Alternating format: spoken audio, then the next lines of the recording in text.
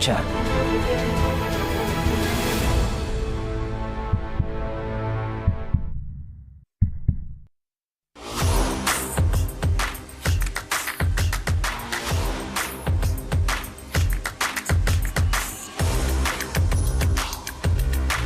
This is India's #1 news network, and you're watching News 9, English news as it should be.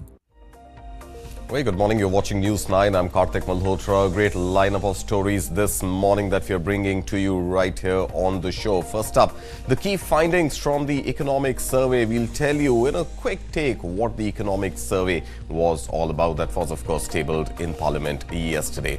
Well, also on the show, a News 9 exclusive. Maruti Suzuki's Executive Director, Senior Executive Officer, Corporate Affairs, Rahul Bharti, tells News 9 that the eVitara will launch in India in weeks, not months. That's the News 9 exclusive we are bringing for you. And of course, in our budget expectations segment, Anand Ramamurthy, the MD of Micron India, joins us to tell us his wish list for the semiconductor industry from Budget 2026. All this and more on this edition of Morning Brief at 9.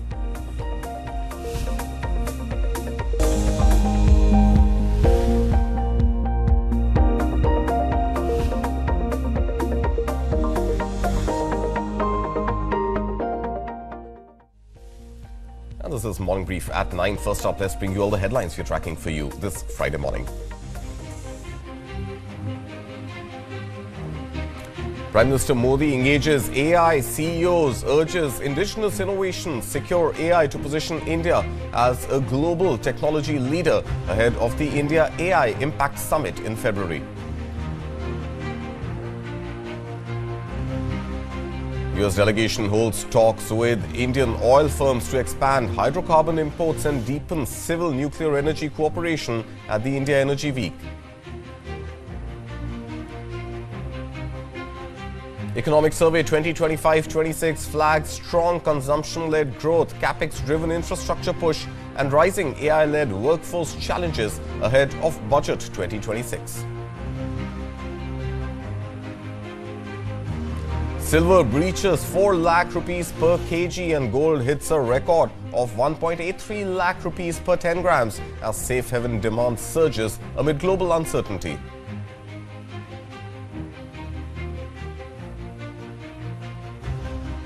US President Donald Trump cautions Britain against doing business with China, calling it very dangerous as Prime Minister Keir Starmer makes a rare visit to Beijing with an aim to reset strained ties.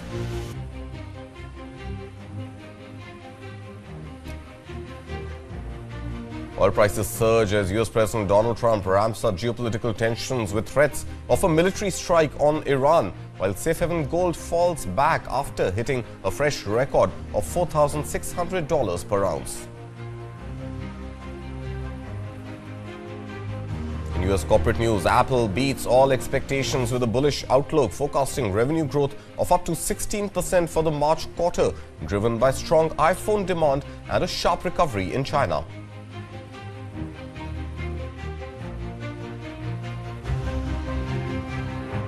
Russia's second-largest oil producer, Lukoil, agrees to sell most of its foreign assets to US private equity giant Carlyle, pending approval from the US government.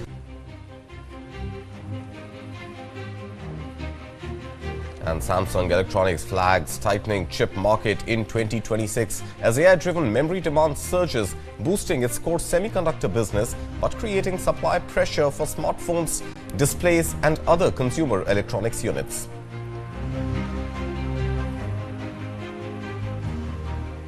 Prime Minister Narendra Modi interacted with CEOs and experts from the artificial intelligence field at his residence at Lok Kalyan Marg ahead of the upcoming IndiaAI Impact Summit scheduled for February. Now, the high-level interaction focused on fostering strategic collaboration, showcasing AI-led innovations and accelerating India's AI mission. Industry leaders expressed strong support for India's goal of becoming self-reliant in AI technologies and acknowledged the government's efforts to position the country as a global AI leader. Emphasizing the need to embrace emerging technologies across sectors, the Prime Minister urged wider adoption of indigenous AI solutions to drive national growth. Drawing parallels with India's success story on the Unified Payments Interface or UPI, the Prime Minister said the country's technological prowess can be replicated in the AI domain as well. Highlighting India's unique advantage of scale, diversity and democracy, Prime Minister Modi said global trust in India's digital infrastructure presents a strong foundation for AI for all. Now, the roundtable saw participation from top executives of Wipro, TCS, HCL Tech, Zoho, LTI, Mindtree, Jio Platforms, Adani Connects and leading academic institutions, along with IT Minister Ashwini Vaishnav.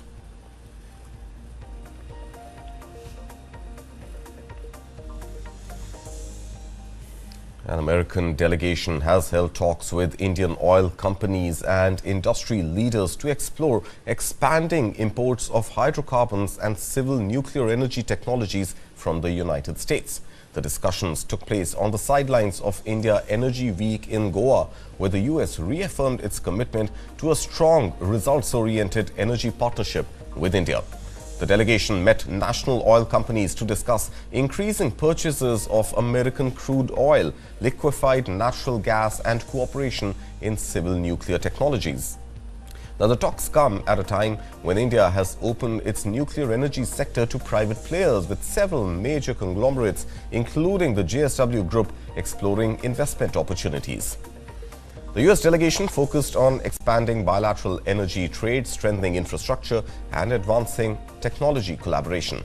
The delegation said the partnership aims to boost reliable American energy exports while supporting transparent, market-driven growth and affordable energy supplies.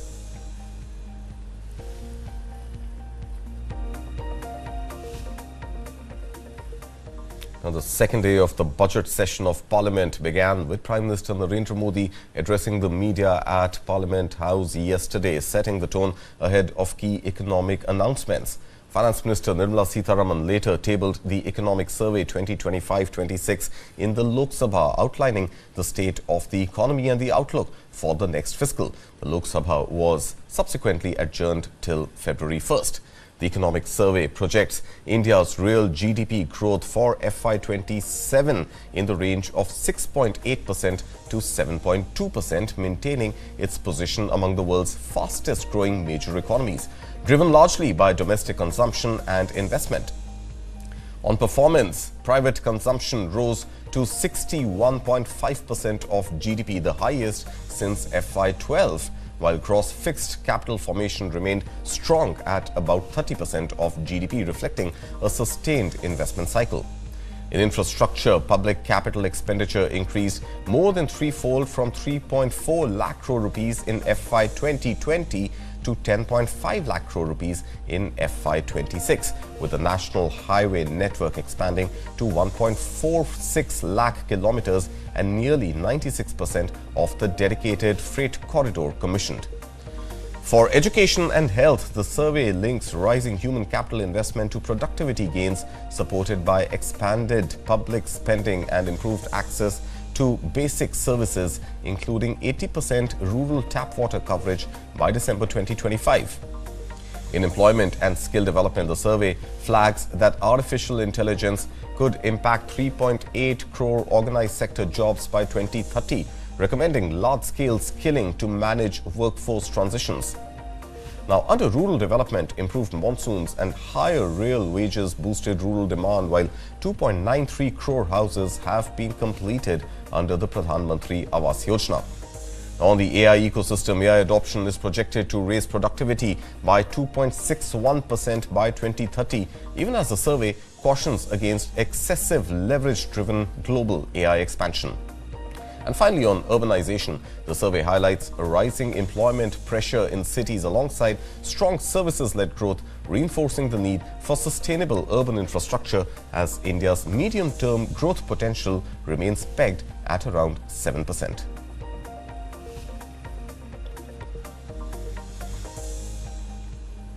And following the landmark free trade agreement between India and the 27-nation EU bloc, Pakistan on Thursday said it is in touch with European Union authorities to assess and mitigate any impact on its own exports. Reacting to the deal billed as the mother of all agreements, Foreign Office spokesperson Tahir Andari said Islamabad was aware of the contents of the pact and acknowledged concerns within Pakistan's business community over the potential loss of its tariff advantage. Now, the India-EU agreement is expected to blunt Pakistan's preferential access under the EU's GSP Plus scheme, which is due to expire in December next year. The EU remains Pakistan's largest export destination with bilateral trade close to 12 billion euros. Andrabi noted that the GSP Plus status granted in 2014 had led to a 108% surge in Pakistan's textile exports to Europe. He said Pakistan is engaging both EU member states and authorities in Brussels to preserve long-standing mutually beneficial trade ties while reiterating the government's commitment to dialogue with the bloc.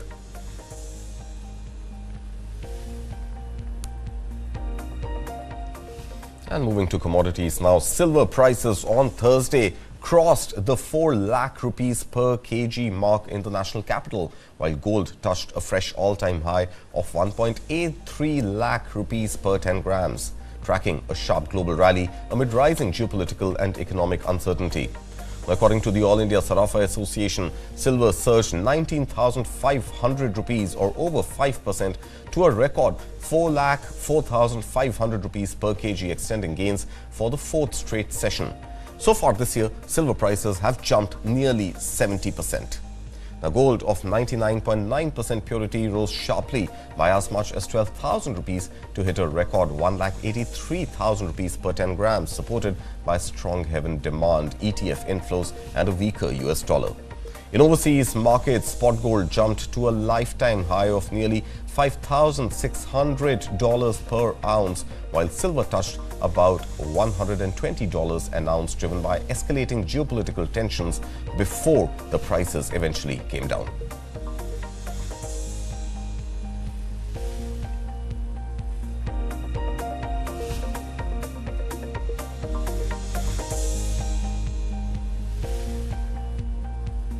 And with that, we will slip into a very short break. Some global stories we are tracking for you coming up after this short break, especially what Trump has to say to UK on its trade ties with China.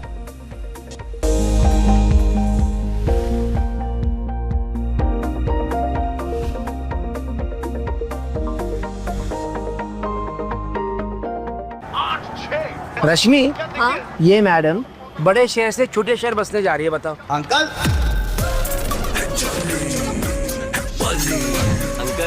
India के छोटे छोटे शहरों में ही तो है बड़े बड़े अखाड़े। नए नए दावपेच सीखेगी और फ्यूचर में मेडल जीतेगी। और बेटा, इनका फ्यूचर?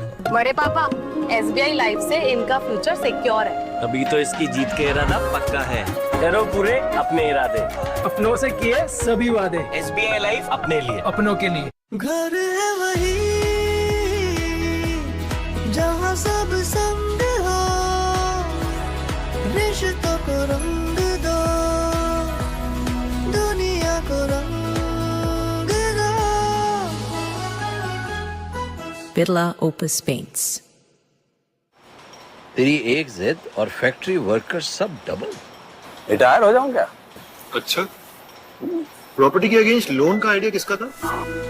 पर बुढ़ापा आ गया हो। इनकी जिद ने कारोबार भी बढ़ाया और रोजगार भी। Tata capital loan against property के साथ।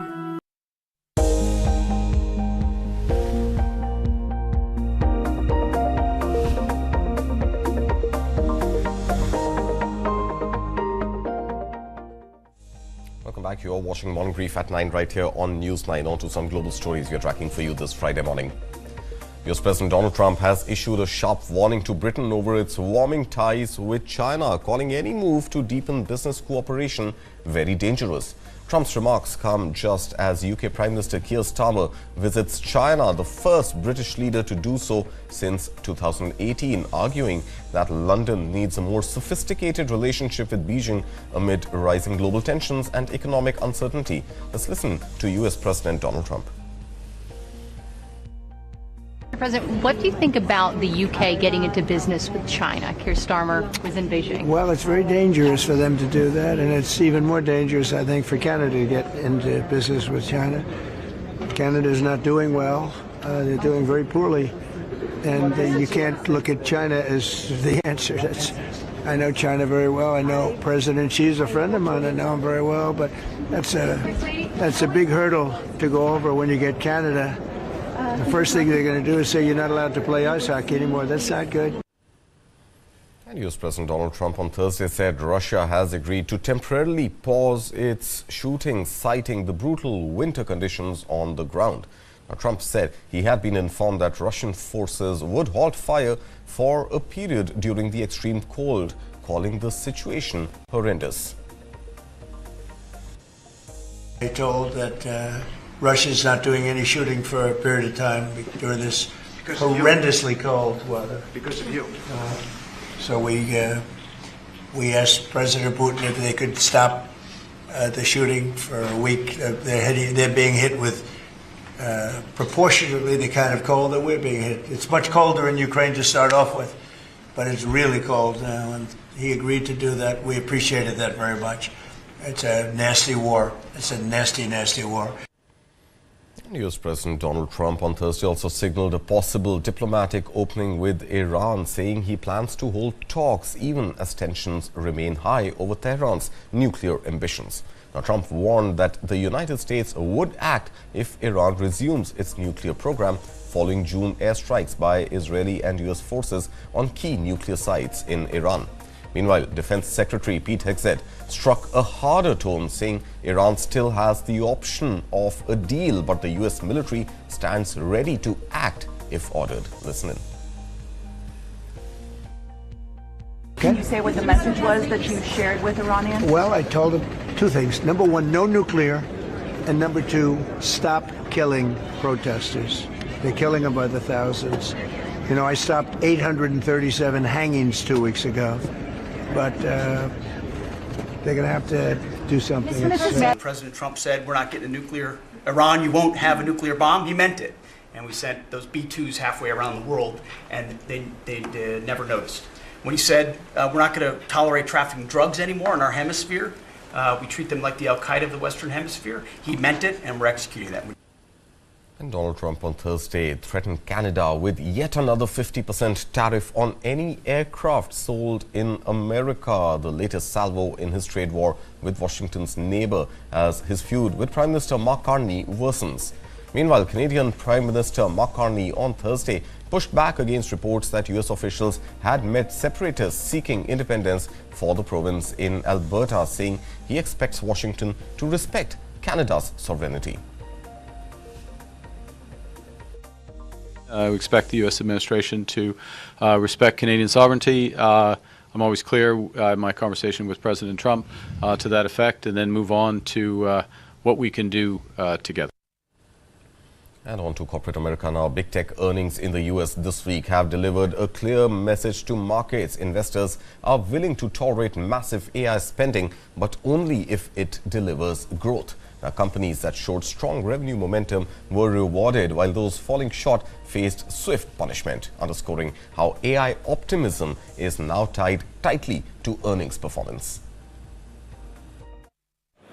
Big tech earnings so far this week have sent a clear warning.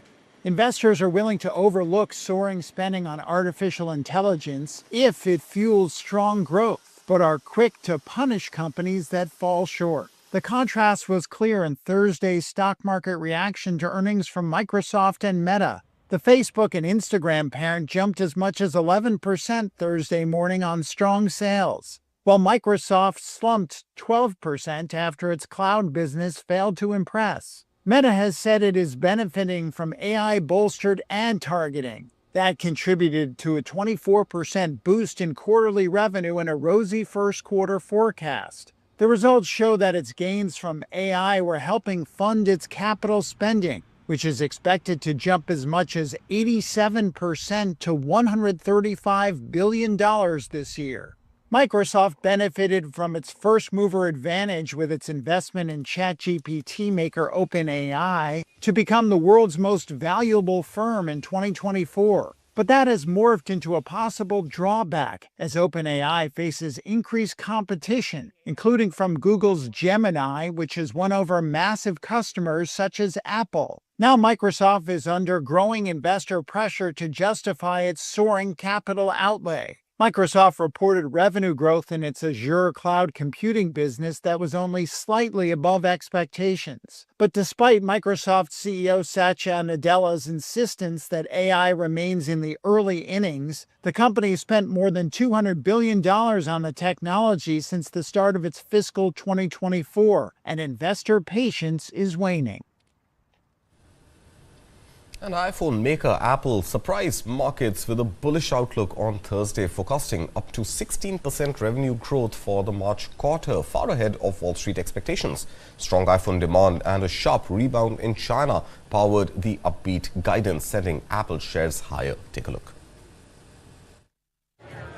Apple forecast a surge in revenue for the start of the year thanks to strong demand for its iPhones and its China business bouncing back. On Thursday, it estimated an up to 16% leap for January to March, well ahead of Wall Street's expectations. That came after a strong holiday quarter that also beat estimates. CEO Tim Cook told Reuters that hunger for the latest iPhone 17 lineup was staggering. The devices have been well received for their upgraded camera features and better performance. Apple also says it benefited from a wave of users replacing older phones. The company says the holiday quarter to December 27th saw the iPhone set sales records in every region Apple operates in, pulling in $85 billion, some $7 billion more than analysts had predicted, despite wider uncertainty in the economy. Sales in Greater China in particular jumped 38% year-on-year. Apple has faced pressure there from local rivals and regulatory scrutiny, but Cook said that the iPhone hit a sales record there. He said the iPhone 17 drove double-digit growth in the number of Chinese users switching from Android devices. However, Apple's results in the first quarter suggest the surging cost of DRAM memory and commodities like gold aren't showing up in the results yet. In a call with analysts, Cook said the global memory chip shortage would be a bit more of an impact on fiscal second quarter margins. And Wall Street's main indices finished mixed on Thursday, with technology-heavy Nasdaq leading declines as investors were rattled by the latest earnings reports and worried about whether hefty spending on artificial intelligence would pay off for mega-cap tech companies. Take a look.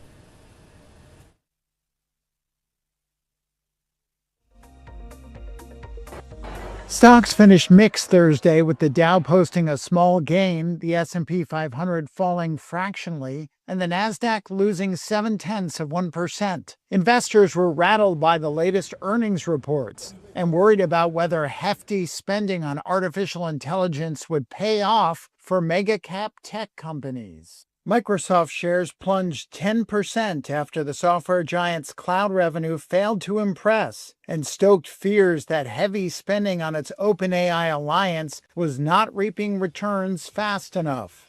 But Eric Ditton, president and managing director of the Wealth Alliance, remains a fan. I'm not scared of Microsoft. I'm really surprised the sell-off is this severe because the numbers were great.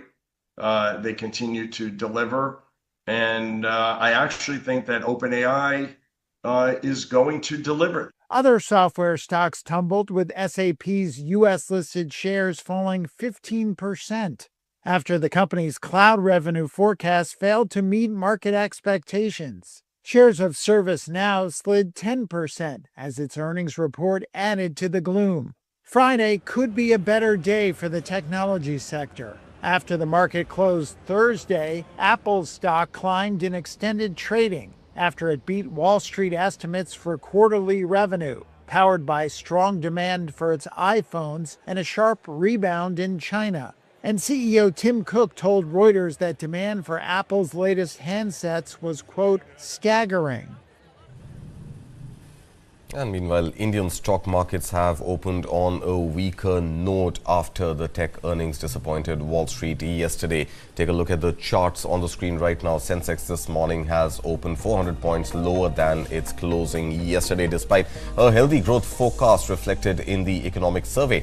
Nifty 50 is now down about 0.75 percentage point to about 25,230 levels.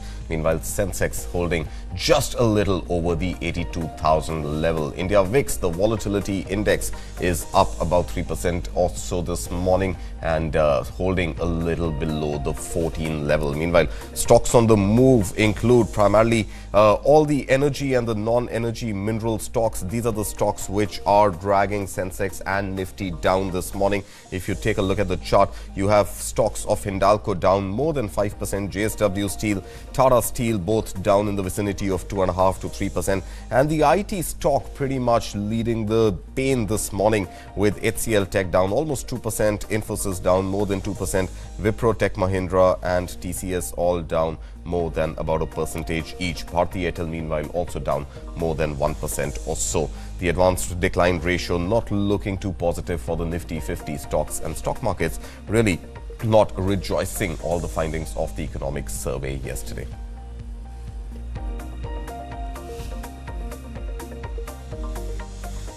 And another global corporate story, Samsung Electronics is warning that the global chip shortage could worsen this year, fueled by explosive demand linked to artificial intelligence.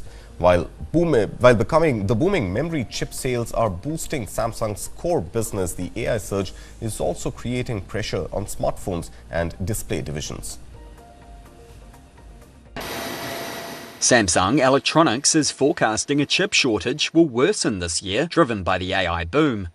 The South Korean company on Thursday said its operating profit more than tripled to a record high in the fourth quarter. It underscores the strong pricing power of the world's top memory chip maker as the race to build artificial intelligence strains chip supply and boosts prices. With Apple and Samsung as customers, its shares fell 1.2% after a sharp rally this year. The company expected any expansion of memory chip supply to be limited in 2026 and 2027, while AI-related demand remains strong. Operating profit at Samsung's chip business, its main cash cow, surged 470% to a record high $11.4 billion in the fourth quarter from a year earlier. In contrast, its mobile profit declined by 10% to $1.3 billion, squeezed by the surging chip prices.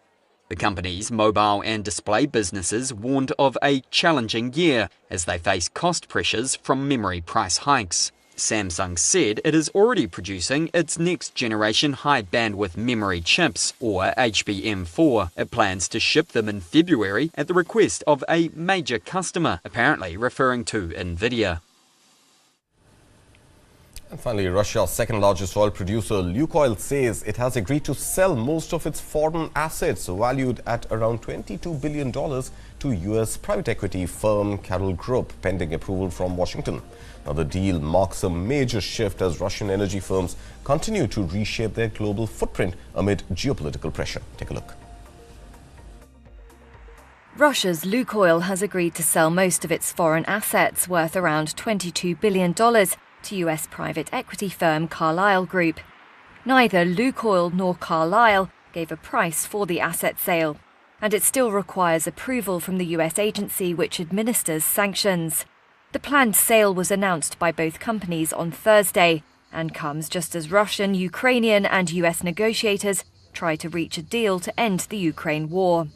Under U.S. sanctions related to Russia's actions in Ukraine, the U.S. Treasury had given Lukoil until February the 28th to sell its global portfolio. If it goes through, the sale would end the foreign expansion of Lukoil, Russia's number 2 oil company. Lukoil said in a statement it had agreed with Carlyle to sell its unit, which oversees the company's foreign assets. These include operations in Europe, the Middle East, Africa, Central Asia and Mexico, and range from a controlling stake in a sprawling Iraqi oil field to refineries in Bulgaria and Romania. Lukoil and Russia's largest oil producer, Rosneft, were sanctioned by the US last October. It was part of a push by US President Donald Trump to force Russia to agree on a deal to end the conflict in Ukraine. And with that, we will slip into another very short break. But coming up on the other side, a News 9 exclusive. Maruti Suzuki Senior Executive Officer Corporate Affairs Rahul Bharti will join us. And he has told News 9 that the eVitara would launch in India in weeks and not months. That's the big break coming up after this short break.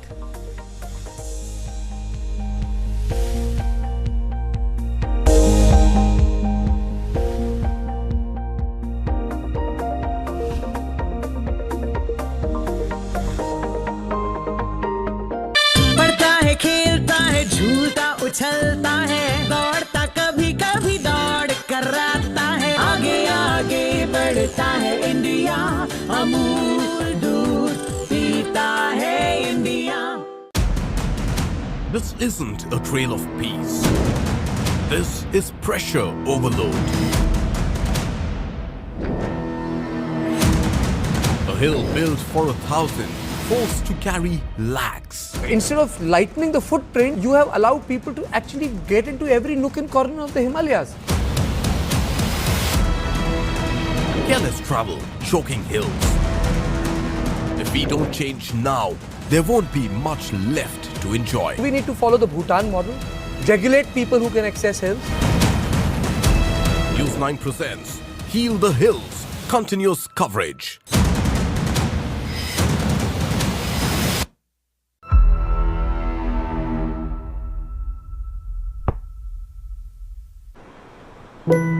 तुम destination wedding के लिए budget रोते थे, पर pics कितनी अच्छी आई हैं. बहुत क्यूट लग रही हो. ऑब्वियो, अपने दम पे शादी करने का ग्लो. इनकी जिद ने किया डेस्टिनेशन वेडिंग का सपना सच, अपने दम पर. टाटा कैपिटल पर्सनल लोन्स के साथ.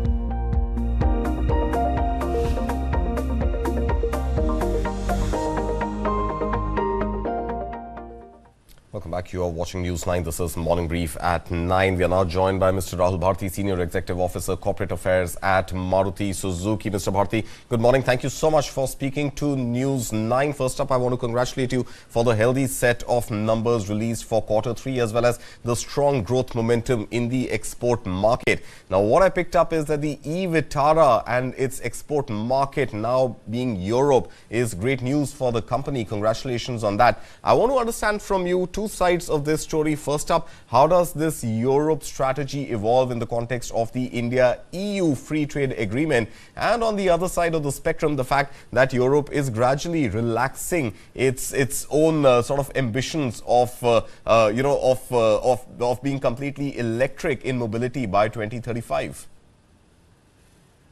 So even while the conversations were around imports, whether India should facilitate imports or not of EVs, Maruti Suzuki was concentrating on exports. And we've made India Suzuki's global hub for manufacturing of EVs, and exports to Europe is one of our, of the eVitara is one of our big initiative for expanding our exports.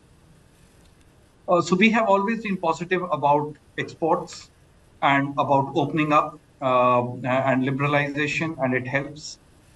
If we talk about the domestic market, it helps us get more competitive.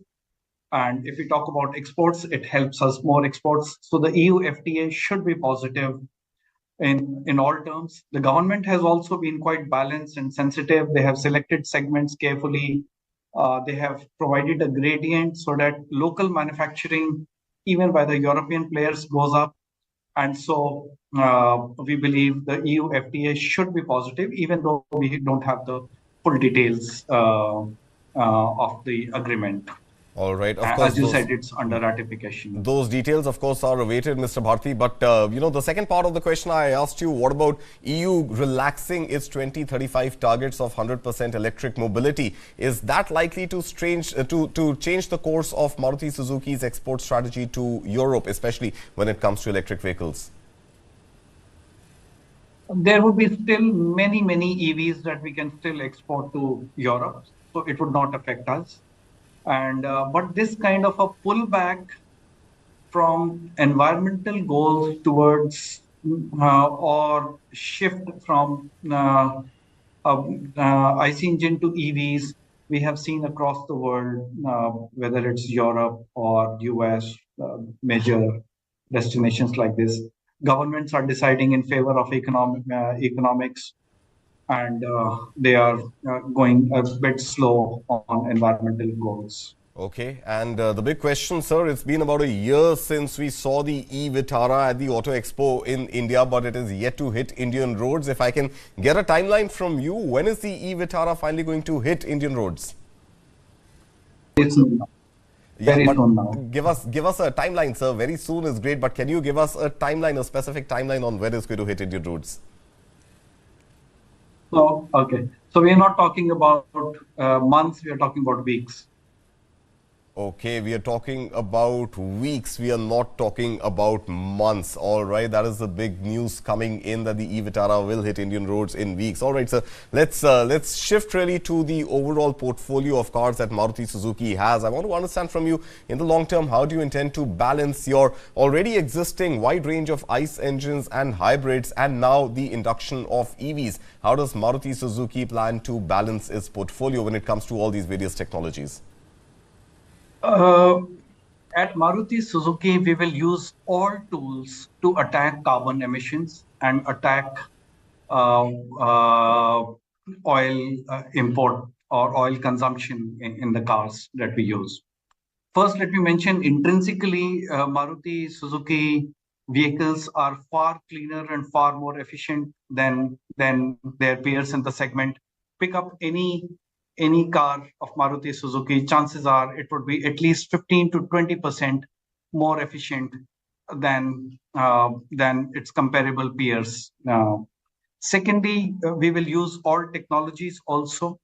EVs will be our strong push to reduce the cost of EVs. We have tried to combine the global manufacturing and concentrate it in one location in India, in Gujarat, combine global scales, and all the global scale accruing in one manufacturing location in India, in Gujarat. Right. In addition to that, we have the E for Me campaign, where we want to give customers the confidence that they need not worry about service issues after the purchase of the car. The charging infrastructure. And this was one feedback in our market survey that we had received. This is where the Indian customer was slightly underserviced, and that is where we thought the opportunity is, not just in the sale of a great product, but in aftermarket support also, whether it is charging infrastructure or service on wheels or emergency on-road assistance, just a call away, etc. So we will put a lot of effort to increase EV adoption in the country.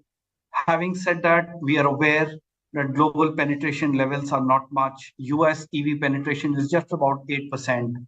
Europe is at about 14%.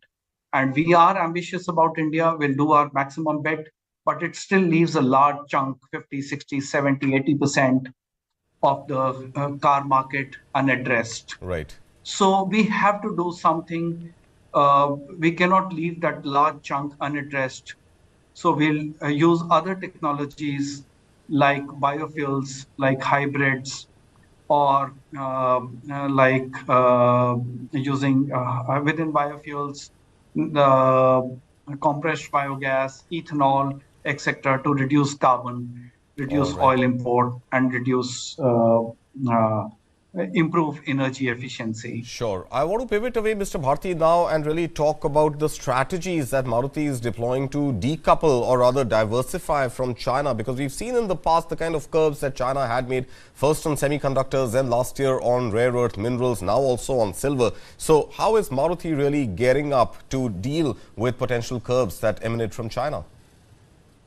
That's a very interesting question. And I must say that, for example, rare earth, recently we faced an issue of export controls, and it almost appeared like China has a hand on our windpipe and it can choke us any moment. Exactly. But fortunately, the government of India was very agile. They quickly launched a scheme to encourage rare earth magnet manufacturing in India. And they are meeting global investors to set up shop in India, put their manufacturing facilities in India. There are indications that there is some heavy rare earth mining and availability in India, which is being worked upon further. So efforts like this have to continue. But the fact of the matter is that India as a whole, not just Maruti Suzuki, has still heavy dependence on China. particularly as far EVs is concerned. And therefore, one of the ways is to diversify our portfolio when it comes to clean powertrains. Right. Biofuels are a very strong, unique strength of India that should be leveraged. And compressed biogas, for example, is carbon negative. Right. So, and India has the agricultural waste, the bio waste available, the technology exists. If it can be harnessed well, it promises to be a great fuel for the future. So we have to work on all technologies. We have to de-risk ourselves, and we have to particularly strengthen areas where India has a natural advantage of the ground. All right, sir. And of course, we are just 2 days away from Budget 2026. Can't let you go without getting from you your budget wish list for the industry, for Maruti Suzuki. What are your expectations from Budget 2026? I would say large consequential policy steps are being taken outside the budget anyway. For example, the GST reform, which was such a massive reform, which just changed the trajectory of India car market growth from minus to plus, and plus double digits. Other initiatives or other actions like the rare earth scheme, where the government has been extremely agile and responded to they turned an adversity into an opportunity. So in any case, the government is quite agile all the time, and with manufacturing as the key focus. So the continuity of all such focus towards manufacturing and ease of doing business, that helps a lot. I would say the maximum reforms are required in the state governments and in environment issues related to ease of doing business.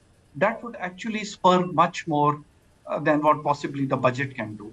All right, Mr. Rahul Bharti, Senior Executive Officer, Maruti Suzuki. Thank you so much for joining us, sir. I hope the Finance Minister is listening to your wish list, and we will, of course, get to know only on the 1st of February how much of what you've asked for is going to make it to the budget speech for today. Thank you so much for your time, sir. And with that, we will slip into another short break. But coming up on the other side, budget for bulletproof Bharat. Will it deliver the wish list of the semiconductor industry? We have Anand Ramamurthy, the Managing Director of Micron India, joining us on the show to tell us his expectations from Budget 2026.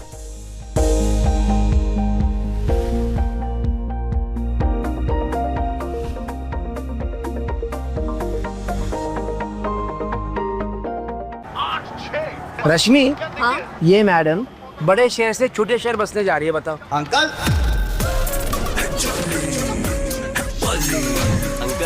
India के छोटे छोटे शहरों में ही तो है बड़े बड़े अखाड़े। नए नए दावपेच सीखेगी और फ्यूचर में मेडल जीतेगी। पर बेटा, इनका फ्यूचर? बड़े पापा, SBI लाइफ से इनका फ्यूचर सिक्योर है। तभी तो इसकी जीत का इरादा पक्का है। करो पूरे अपने इरादे, अपनों से किए सभी वादे। SBI लाइफ अपने लिए, अपनों के लिए।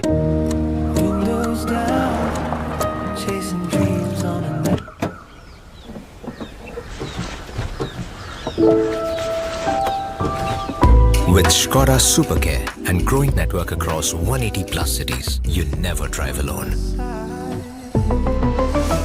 Skoda. तेरी एक जिद और फैक्ट्री वर्कर्स सब डबल। रिटायर हो जाऊं क्या? अच्छा, प्रॉपर्टी के अगेंस्ट लोन का आइडिया किसका था? पर बुढ़ापा आ गया हो। इनकी जिद ने कारोबार भी बढ़ाया और रोजगार भी। Tata capital loan against property के साथ।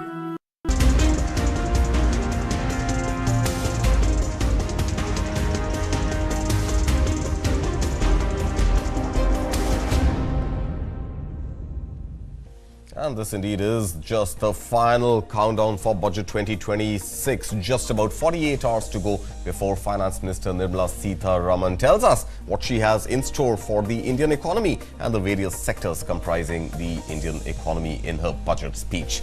Well, joining me this morning is Mr. Anand Ramamurthy, the Managing Director of Micron India, to help us understand the entire boom that we are seeing in artificial intelligence, the kind of push that the semiconductor industry has already received from the government of India. What more should one and could one expect from Budget 2026? Mr. Ramamurthy, thank you so much for joining us this morning on the show, sir. I want to understand from you, first up, of course, are the obvious ones. I think the industry is pretty sure that it wants continuity in schemes such as the India Semiconductor Mission as well as the design-linked incentives. Should there be greater budgetary allocation towards these schemes? Wonderful to have you have me join the show, Karthik. As you rightly said, the industry is broadly very happy with a lot of the signals that we have been receiving ever since we had the ISM 1.0 come into effect, right? The allocation of budget is one piece, but the execution in terms of picking the right technology partners, making sure the last mile barrier execution issues are being sorted and taken care of. I think overall, it's been a fairly steady, solid story. And the expectation from industry always is continue to give the right signals to all of us so that we continue to stay committed, involved, engaged. So, and as one of your prior speakers mentioned, the budget is one of the many different signals that all of us leverage and receive. And outside of the budget, we've had very good consultative discussions across all the important parameters in the areas of manufacturing, R&D, innovation, deep tech. So overall, very positive with the indicators and signals so far, and hoping that they continue unblemished and maybe a little amplified in the upcoming budgets and other policy decisions. All right, let's go into some specifics, sir, if I may, because, you know, one of the challenges, that the semiconductor industry sort of in India is associated with is the lack of integrated circuit design in India. Now, while Micron ATMP is moving towards commercial production stage, do you think Budget 2026 needs to really look at incentivizing IC design as a specific policy tool? Right. I think I've always believed that eventually the capitalistic economy has to bear the burden for scaling. The play the government typically has is to ensure that the early barriers are taken care of.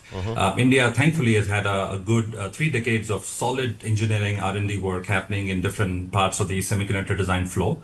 I would not say all of it is in the highest order of innovation engineering, but some of them are high utility functions being done out of India operations. Right. What I would look for is a little more of a focus on R&D, which is a little less tangible compared to many other aspects of manufacturing. R&D is also not deterministic. It is not timeline based, and it's not very fungible either. And for that, I think access to the right problem statements in R&D is so critical. This is where industry partners like Micron can help, because if you can spend a lot of time solving the wrong problem, which neither has scale nor need nor necessity, but it's more of a buzz or a headline. Right. So the access to problem statements, a little more of focused investments outside of DLI, which is focused on startups. I believe many of the semiconductor multinational operations, other players in R&D and design would benefit from a little more of a focus from the government on what I call patient capital and focused policy around R&D support. All right, and this R&D, whether there's an increase in the budgetary allocation or not, but overall from India's standpoint, this R&D should focus on which end of semiconductors, in your opinion, Mr. Ramamurthy? Should India go for semiconductors used for artificial intelligence that go into data centers, which of course are high cost and extremely high value? Or should India still be focused more on the domestic demand for chips, including, let's say, the auto sector, the electronics sector, the telecom sector, which are lower cost, potentially easier to produce and generate a much greater domestic demand? You know, you won't like what I say, but I'll tell you, it's a little bit of both. It's not an either-or equation, it's an and equation. All right. And which is why, because we're kind of coming a little from behind, and we're coming a little from behind, you cannot be just focused on domestic chips for domestic consumption. That market is still not big enough. You need to build a lot of solutions for global markets. That's where scale is available readily. And the world is geopolitically in a very interesting phase in time. So my recommendation would be clearly look at some of what I call mainstream standard off-the-shelf type products for internal consumption, because it gives our country a little bit of that freedom to innovate and scale and expand. But the larger focus needs to be on what the world globally is trending to. There is a ton of AI in silicon design. There is a ton of AI in smart manufacturing. There's a ton of AI on the tool side of the equation. These are areas where many parts of the world are kind of starting at the same phase. We are not way behind. So there is still an ability to catch up very quickly.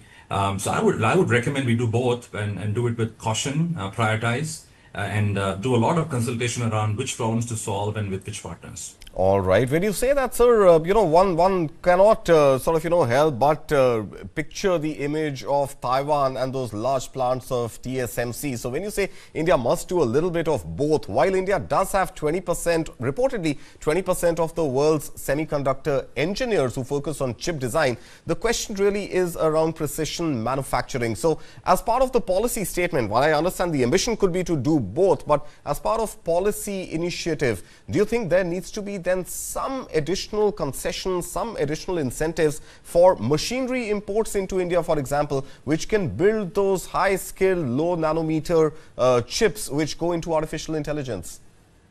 No, I think it's part of what the government is planning to do in the next avatar of ISM. Okay. Is to ensure that on the equipment, machinery, there are two parts to it, Karthik. One is obviously equipment for high volume manufacturing, which I think by virtue of policy will get some benefit, but also realize that a lot of the R&D does not need to have the most cutting edge equipment. When we are trying to train workforce or do pilot runs in R&D centers, a lot of the equipment can be refurbished or maybe 1 or 2 generations behind.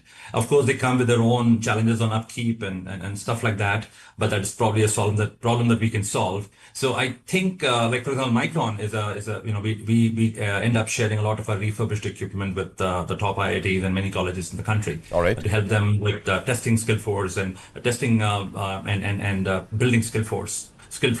So I believe that it's already been planned. It's part of the many recommendations we and others have given to the government of India. Let's give credit where it is due. I think we've had a good policy. We've got the right allocation of money and good intent, and some early results also showing up. But it's a long journey. And as long as we stay focused, give consistent signals, and keep on removing small barriers to last mile execution, I think we'll have a good story in the next decade or so. All right, Mr. Ramamurthy, if I can just progress a little beyond just the pure play semiconductor manufacturing story and really talk about AI as a whole, do you think, as part of course, the final leg of manufacturing is also the OSAT, the outsourced semiconductor assembly and testing, which seems to be a comparatively lower hanging fruit when it comes to, as compared to at least the large scale wafer fabrication, which requires a lot more investment. So is that something that India, in your opinion, should potentially focus on?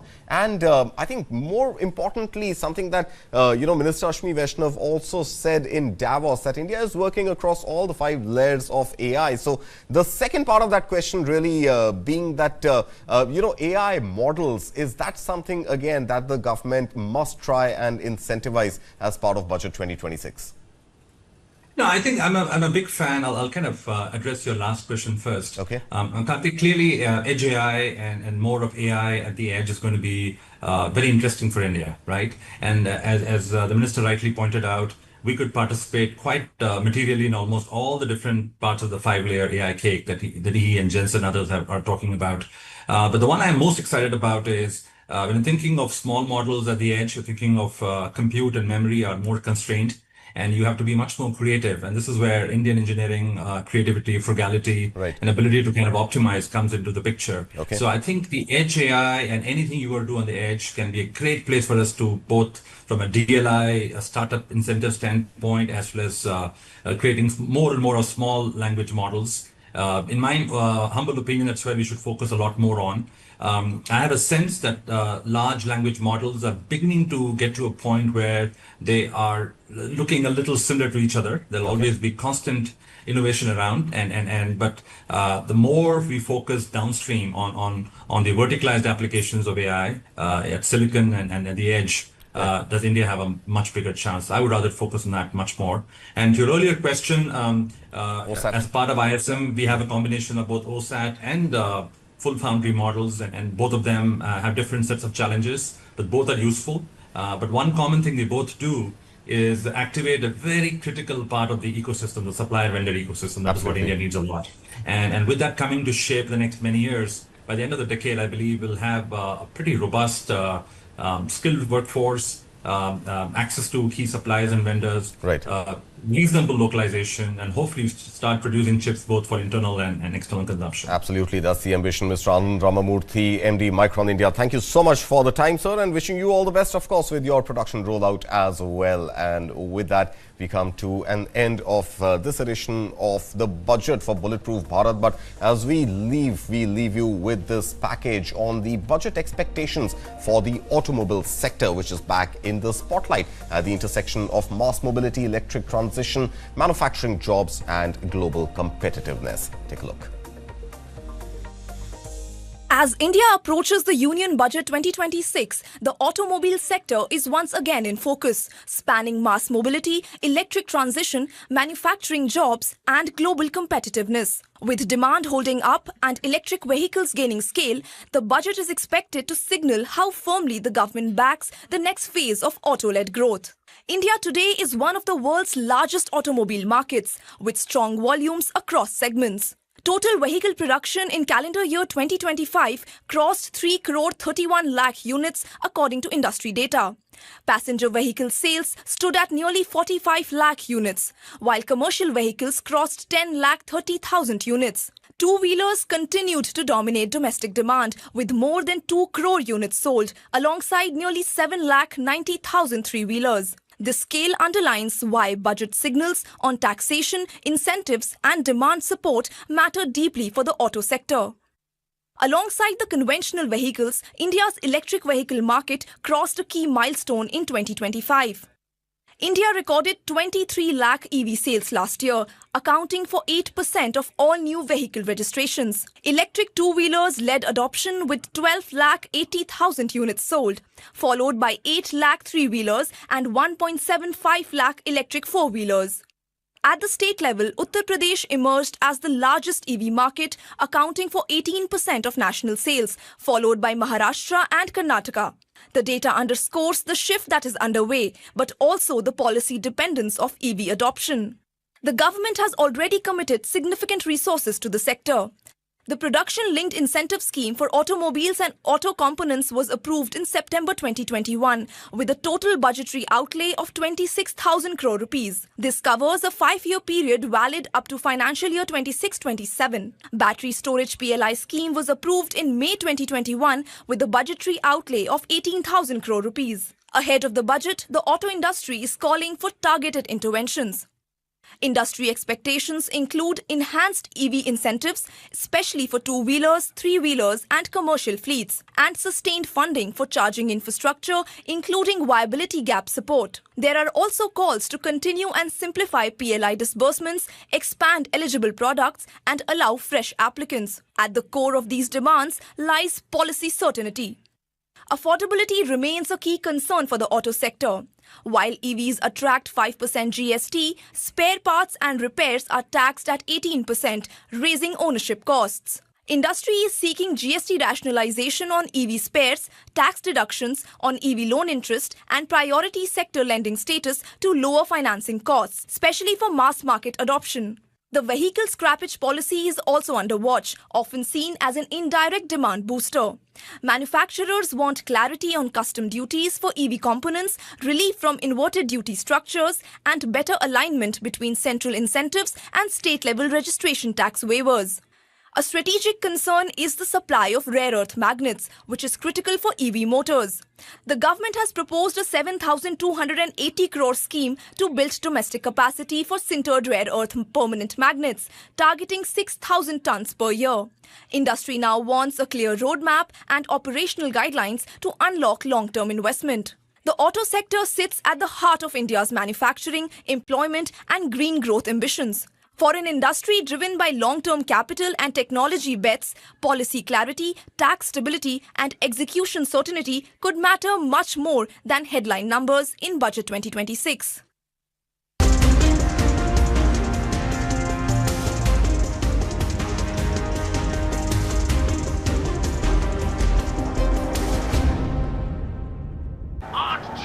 Rashmi, हाँ ये madam बड़े शहर से छोटे शहर बसने जा रही है, बताओ। अंकल अंकल, इंडिया के छोटे छोटे शहरों में ही तो है बड़े बड़े अखाड़े। नए नए दावपेच सीखेगी और फ्यूचर में मेडल जीतेगी। और बेटा इनका फ्यूचर? बड़े पापा, SBI लाइफ से इनका फ्यूचर सिक्योर है। अभी तो इसकी जीत का इरादा पक्का है। करो पूरे अपने इरादे, अपनों से किए सभी वादे। SBI लाइफ अपने लिए, अपनों के लिए। कभी पानी जैसा खिलखिलाए, कभी चुपचाप जमीन बन जाए, कभी रोमांस के स्पार्क्स जलाए, तो कभी पेड़ों सा एवरग्रीन बन जाए। Senco elements of love.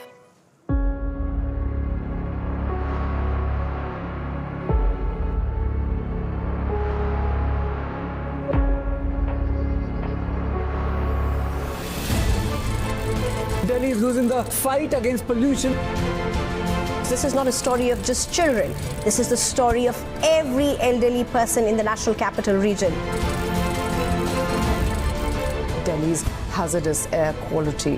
Smog capital of the world. Delhi pollution has left us sick and exposed, also frankly embarrassed. Hazardous air quality are disrupting daily life. Growing issue of a toxic air looming large over Delhi. Delhi's air quality index has been hovering between 300 and 400 for the past week.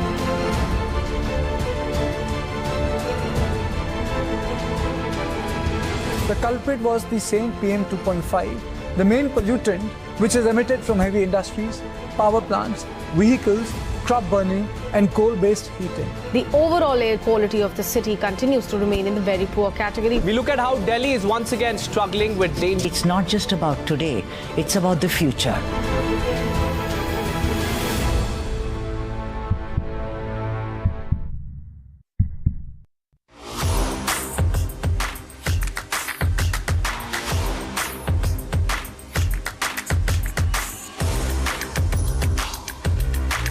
This is India's #1 news network, and you're watching News 9, English news as it should be. Hello and a very warm welcome. I'm Nancy Bora and you're watching News 9, headlines first.